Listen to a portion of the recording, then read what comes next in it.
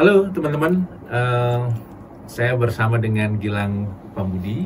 Mas Gilang ini adalah station manager dari Prambos, Radio Prambos Bandung. Nyebut Prambos salah satu radio legend di Indonesia, sudah eksis sejak tahun 71. Bahkan Prambosnya sendiri Prambanan, Borobudur dan sekitarnya. Mendut dan sekitarnya. Yes. Itu salah satu kawasan elit di Jakarta yang itu dari cikal bakal lahirnya Prambos. Betul. Tapi kita nggak bicara soal sejarahnya Prambos. Kalau soal sejarahnya Prambos, teman-teman bisa lihat tuh di YouTube-nya Helmi Yahya.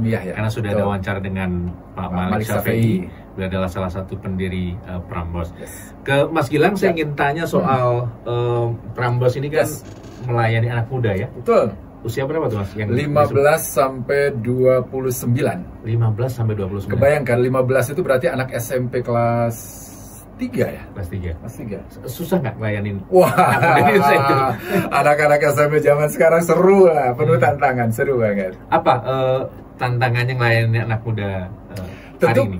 Anak muda sekarang ini adalah anak muda yang konsumtif. Itu tantangan yang luar biasa. Pilihan banyak, mulai dari makanan, mulai dari handphone, sosial media membuat mereka sangat savvy. Savvy itu sangat mencintai sosial media. Nyaris bangun tidur saja mereka udah pegang handphone. Kemudian sampai tidur lagi dia masih pakai handphone. Keseharian mereka full dengan alat gadget di genggaman mereka. Dan ini menjadi satu hal yang menarik buat kita semua. Ini sebuah tantangan yang luar biasa. Bagaimana kita bisa memecah perhatian mereka untuk dari fokus pada sosial media pindah tetap dengar radio. Oke. Jadi itu tantangannya. Itu tantangannya. Betul. Itu tantangannya. Nah, kan anak muda tuh luas sekali ya. Dari anak muda yang begini sampai yang begitu. Betul. Anak muda tipe apa atau model apa yang dilayani oleh Prambos? Mereka yang menikmati hidup. Satu, ada beberapa menarik. Ada karakter anak muda khas yang kami nilai dari survei kami. Satu, mereka itu nggak bisa sendirian, selalu berkelompok. Mereka itu selalu mencari temannya. Jadi kalau nongkrong nggak bisa sendirian. Mereka nongkrong itu minimal 3 orang. Oleh karena itu hadiah-hadiah yang kita bagikan sepanjang siaran di Prambos itu sangat mencakup kebutuhan mereka yang berkelompok itu. Misalnya kalau kita kasih hadiah tiket, maka tiketnya itu harus 4. Oh, nggak bisa satu. Nggak bisa satu. Dia akan ngajak teman-temannya. Betul, ngajak teman-temannya. Mau makan atau belanja atau mau konser itu minimal 3 atau 4 gitu. Wisata, kami sering melakukan bagi-bagi hadiah untuk wisata gratis anak Prambos. Serius. Jadi kita biaya mereka ke Bali atau bahkan kami pernah mengirimkan 15 anak muda dari Indonesia pemenang kuis untuk nonton Justin Bieber di Barcelona, Pak. Jadi kenapa kita bagikan kepada mereka nonton itu karena mereka senang untuk bisa menikmati experience bareng-bareng teman-temannya. Mereka nggak nonton sendiri. Ketawanya lebih asik ketika bareng. Bercandanya lebih asik ketika bareng. Kami juga tidak ingin membuat anak Prambos itu sendirian gitu, Pak. Menyendiri nggak. Kami buka mereka bahwa dunia ini dunia yang luas. Mereka bisa bergabung atau mereka bisa menikmatinya bareng-bareng dengan teman-temannya. Membuat anak-anak muda sekarang tetap relevan dengan radio itu kan nggak mudah ya? Oh, sangat tidak mudah. Apa sangat yang tidak mudah. harus lakukan biar dia tetap relevan di usia-usia itu, Mas? Oke, lagu kami kami bisa memproklamirkan diri sebagai radio dengan jumlah lagu yang paling sedikit di Indonesia. Lagu kami hanya 116. Lebih sedikit dibanding Delta? Lebih sedikit dibandingkan Delta. 116, bayangkan. Kami putar lagi, itu lagi. Karena kami berharap bahwa setiap anak Prambos itu masuk ke radio kami, mereka punya keyakinan bahwa lagu yang terputarkan adalah lagu yang pas buat mereka. Gitu ya. Mungkin singkat, karena dari kos-kosan sampai ke bangku kuliahnya, mereka itu hanya sekitar 30 menit. Tapi dalam 30 menit itu, mulai dari omongan penyiar, mulai dari lagu, mulai dari bercandanya, mulai dari kuisnya, mulai dari iklannya, itu mewakili dunia anak muda. Memang menjadi kerja keras, tetapi mau bagaimana lagi? Itulah tantangan kita untuk bisa mendapatkan keyakinan bahwa mereka mendengarkan kita. Bedanya dengan kalau mereka mendengarkan Spotify, Joox, atau apapun begitu, adalah bahwa top playlist mereka di platform yang saya sebutkan tadi juga itu lagi sebenarnya. Oh iya, nggak terlalu bergerak lebih luas juga ya. Banyak-banyak ya. Yes. Ya. Tapi kami ada tambahan yang lainnya, yaitu ada suara penyiar, ada ajakan, ada iklan, ada insert. Itu yang membuat lagu-lagu versi platform tadi itu agak lebih berwarna dinikmati di Prambors. Tapi apa suara penyiar itu yang juga membuat radio secara umum, khususnya juga Prambors, lebih menarik dibanding dengerin lagu di Spotify atau musik player yang lain ya? Oh iya. Oleh karena itu, suara penyiar maksudnya? Suara penyiar itu memang kami punya pagi hari namanya EDA. EDA itu bicaranya sudah gabungan antara Inggris dan Indonesia. Sangat mewakili anak muda zaman sekarang. Dia kita persilahkan untuk bergaul di semua komunitas yang ada anak mudanya, supaya dia paham tentang ngomongnya kayak apa, gaulnya kayak apa, celetukannya kayak apa, bercandanya kayak apa. Jadi harus semua titik harus dipelajari sama Eda, supaya Eda paham bahwa dia nanti kelak akan dinantikan untuk menjadi bagian penting dari siaran paginya, gitu. Jadi lagu itu warna utama, menu utama, Eda menjadi pemanis lagu itu menjadi makin manis gitu, karena ada anak mudanya, gitu. Keterwakilan Eda ini menjadi sangat penting sekali karena itu menjadi aset utama kita. Eda akan membuka dirinya seluas-luasnya kepada halayak ramai. Dia siaran dengan TikToknya, dia siaran dengan live di sosial medianya. Berharap bahwa pun tidak didapat lewat siaran terestrial, dia tetap pendengarnya tetap bisa menikmatinya lewat jalur-jalur platform yang lain. Tapi cara milih lagunya sama dengan yang dilakukan oleh Delta dengan survei begitu? Oh iya. Atau berbeda? Karena biasanya kalau radio anak muda suka ada lagu-lagu yang baru banget muncul. Yes. Orang lain belum tahu, sehingga kalau di survei belum tentu orang tahu. Betul. Karena format kami hits current, maka hitsnya yang betul-betul muda gitu. Baru seminggu muncul di dunia, kita berharap kita bisa untuk memutarkannya, begitu ya. Top 40 itu sebenarnya lebih mudah untuk dipahami karena cukup bisa memantau apa yang terjadi dalam chart atau tanggal lagu di dunia kan. Tinggal dipantau itu saja, perkembangannya kayak apa, penjualannya kayak apa, dibicarakan di sosial media kayak apa, kita ambil. Nah, tetapi tentu sekali lagi kita mesti pilih-pilih juga agar jangan sampai main ambil tapi tiba-tiba ada beberapa syair yang mesti kita waspadai, itu ternyata mengandung hal-hal yang tidak pantas untuk bisa didengarkan di kuping Indonesia, kira-kira gitu. Oh iya. Gitu. Nah, tadi kan penyiar yang salah satunya Eda yang Mas Gilang sebut diminta untuk mempelajari semua dunia terkait dengan anak muda hari. Betul. Tapi secara usia penyiar kan juga terus tumbuh. Oh iya. Tapi apakah ada batasan misalnya di usia sekian udah nggak harus di Prambors nih, harus dari Prambors gitu? Iya juga ya. Karena bisa jadi kan seusia yang makin matang dia makin nggak relate dengan. Iya betul. Itu gimana Mas? Betul. Ada beberapa hal yang membuat kita tiba-tiba harus melakukan perombakan terhadap penyiar. Biasanya ketika sudah mulai ada yang baru yang kira-kira lagi tumbuh di luar sana. Mungkin Eda lagi bersiaran, tetapi di luar sana ada sosok baru yang lagi disukai orang, lagi diminati orang. Bentuk keadilannya adalah kita coba untuk bikin survei. Survei beberapa nama kita sebutin, misalnya kita bikin di website kita. Kalau ada penyiar baru di Prambors, kira-kira pilihan kamu siapa? Sebut saja, tetap Eda. Ada juga yang lainnya, ada yang lainnya gitu. Lalu bisa dipilih.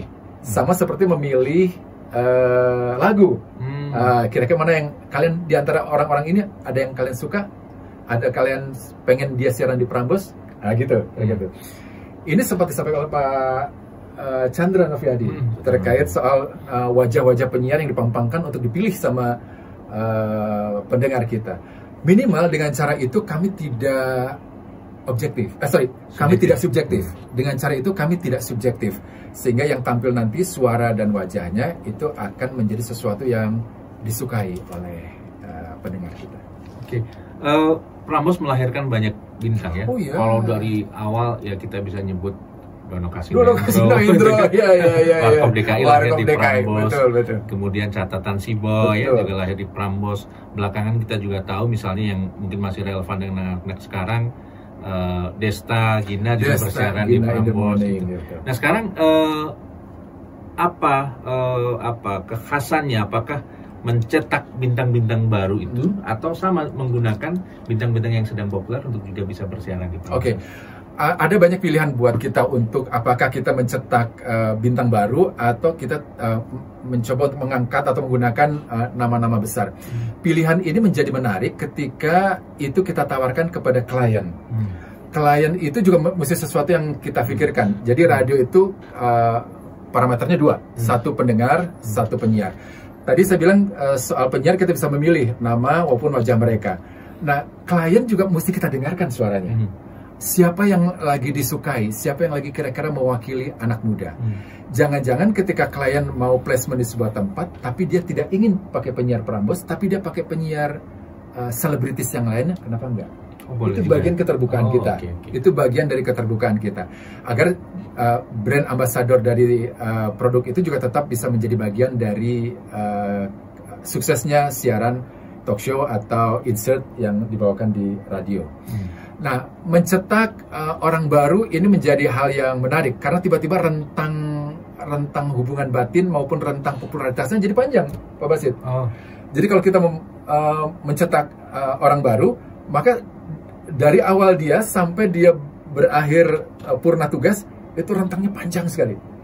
Dibandingkan kalau misalnya kita menggunakan orang yang sudah terkenal banget, gitu ya, biasanya pendek dan biasanya habis itu ada orang baru lagi untuk menggantikannya. Nah, ikatan batin antara orang dengan ikatan yang kuat dan lama ini menjadi kekuatan Prambors juga. Yang sudah lama. Yang sudah lama. Gitu. Misalnya sampai ada 11 tahun, 15 tahun membawakan acara itu karena dia dicetak dari awal sampai dia purna tugasnya itu rentangnya cukup lama. Jadi mencetak orang baru atau menggunakan selebritis yang terkenal, dua-duanya tetap ada keuntungannya. Oke. Gitu. Nah, Mas, sekarang kan anak-anak muda, kalau saya tanya, sebagian juga masih tertarik untuk bersiaran di radio. Salah satunya Prambors yang selalu diidamkan. Kalau mereka ingin jadi penyiar gitu, standarnya Prambors tuh kayak apa ya? Iya. Tentu sekali lagi bahwa orang itu harus memahami dunia anak muda.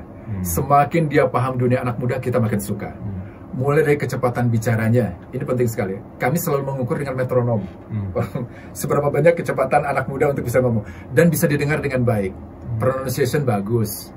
Tapi di samping announcing skill semacam itu, satu hal yang paling penting adalah dia berasal dari keluarga yang baik-baik. Ya. Gimana membuktikannya dan apa pengaruhnya? Iya. Oke. Keluarga yang baik itu maksud gini. Dia berasal dari keluarga yang utuh, artinya kasih sayang ayah dan ibunya itu lengkap. Ayah fathering, ibunya mothering. Ayahnya itu mengajarkan tanggung jawab, perlindungan, ketegasan, disiplin, kerja keras gitu ya. Ibunya mengajarkan kasih sayang, kelembutan, keindahan berbahasa, kesopanan, empati gitu ya. Nah, andai semua sifat baik ayah dan ibu, fathering dan mothering itu jatuh pada anak yang dilahirkan, itu punya kemungkinan dia menjadi anak media dan syukur-syukur jadi anak Prambors.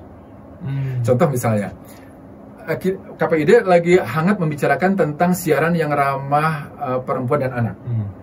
Ramah perempuan dan anak itu gabungan antara andai si ayahnya itu mengajarkan kepada anaknya supaya please hargai perempuan, please cintai, perhatikan anak-anak, empati pada anak-anak.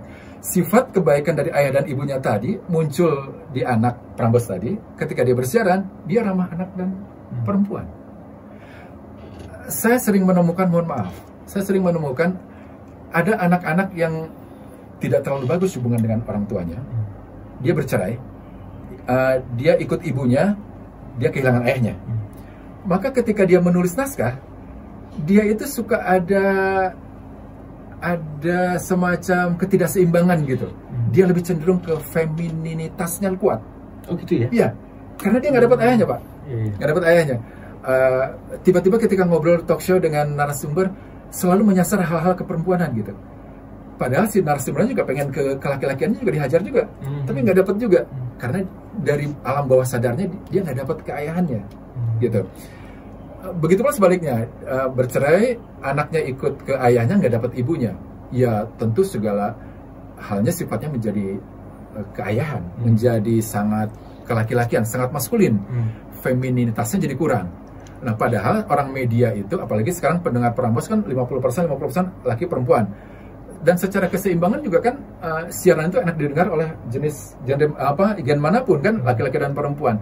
Sehingga kalau tidak ada keseimbangan penyiarnya membawakan sebuah acara karena dia cenderung feminin atau cenderung maskulin, itu juga membahayakan untuk brandnya.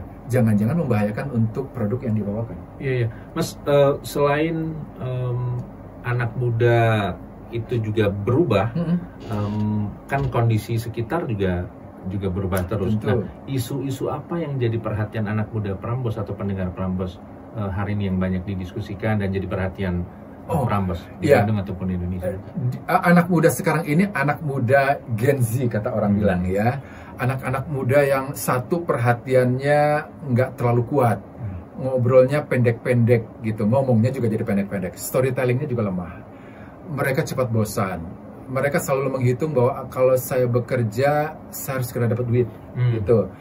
Mereka sering menganggap bahwa kalau sudah mendalami sebuah bidang, muncul bosannya pindah ke yang lainnya.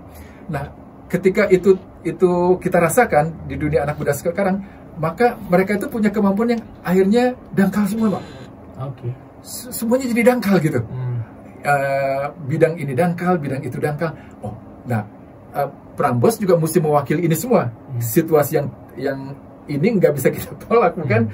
Tetap harus kita nikmati juga. Nah, hal ini tetap harus kita kuatkan. Kalaupun ada yang kita tetap menganggap bahwa kita serius pada sebuah bidang, tapi kita tetap profesional, punya kesabaran, itu juga penting. Gitu, kita tanamkan itu pada mereka.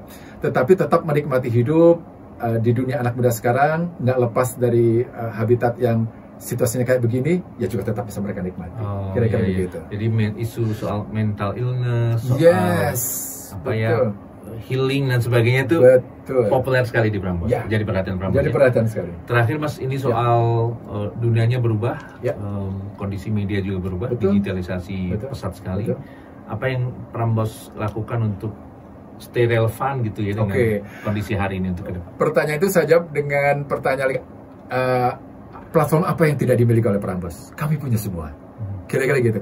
Itu jawaban kami. Artinya kami tetap melakukan semua hal yang ada di dunia anak muda, kami ada. Kami memperkenalkan Prambors sekarang lebih ke experience. Kalau sosial media kami sudah punya semua, ada divisi khusus yang mengurusnya, mari kita lupakan itu karena itu sudah berjalan dengan baik. Nah, sekarang ada experience-nya adalah di off-air. Off-air kami lagi kencang sekarang ini. Kami kalau membuat on-air itu selalu berbagai kota. Jadi kalau ada produk, maka produk itu bisa ada karena kami ada 9 kota. Maka itu membuat kami juga kalau bikin eventnya bisa 9 kota atau banyak kota.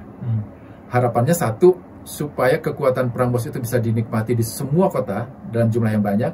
Dan yang kedua, brand itu mendapatkan keuntungan karena dia mendapatkan fasilitas untuk bisa off-air di banyak kota. Kami yang mengurusnya. Jadi kami ada di 9 kota, Jakarta, Bandung, Medan, Manado, Makassar, Surabaya, Yogyakarta, Semarang, dan Solo. Semua Prambors ini siap untuk off-air dan on-air. Off-air 2025 kencang. Sukses terus untuk Prambors. Terima kasih. Sampai jumpa teman-teman.